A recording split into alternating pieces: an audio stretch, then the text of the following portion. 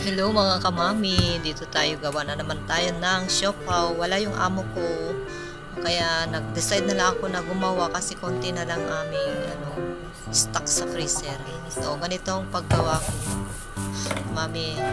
Sobrang na to, yung malambot na kasi patyaga ako talaga nagmasa. Ay, pinakita ko sa inyo na. Lagyan natin ng mantika ang ating palanggana. Paglagyan natin ng itong namasa ko para ito ay didikit. Pag after 1 hour, pwede natin iwan ng 45 to 1 hour. Pag matyaga kayo, 1 hour talaga.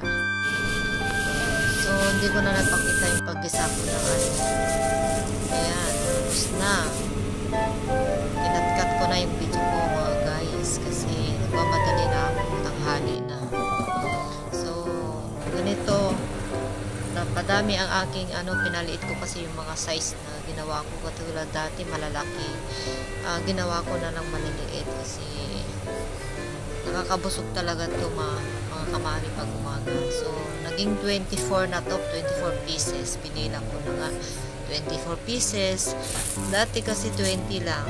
Saka 19, 20. Tapos ngayon naging 24 na. Hindi naman pantay-pantay kasi tinamad na ako. Minsan, nagmamadali na kasi ako. Pantay-pantay, may malaki, may maliit. Pero naging 20 pa rin. So, pakita naman ako sa inyo mga guys. Nakikinig din ako ng balita. Kahit sikaw. Chicken sa radish. Chicken radish. Yan, tapos na mga guys. Madami na ang aking nagawa. I-stock ko sa freezer. Hindi ko wala alam.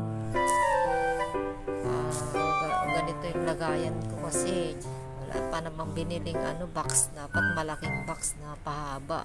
Na hindi dapat magkadikit-dikit yan. Natatakot ako. Kasi pag nadikit yan, hirap pa talagang masisira talaga. Mabubutasan. Nadikit na, tapos galing pangit na yun. Pag-iwalayin mo na. Dapat nilagay ko na agad dito. Kaso pinapaalsa ko, lumalaki pala siya. Ready ko na yun. Dumikit. Umalsa na talaga siya. Kasi hindi pa agad nilagay sa freezer. Pinapaalsa ko muna. Dumikit pero na. Pangit pala pinaalsa ko. Sana matanggal ko yan pag na. Ayan, dumikit matigas na. Pag nalagay na sa freezer. Ay, hindi ko pwedeng saka na lang tanggalin yan. Masakit ko ito kanina, dumikit doon, no? Tapos na ma-steam para maganda yung pagkayang. Hindi masyadong Mulubo din eh.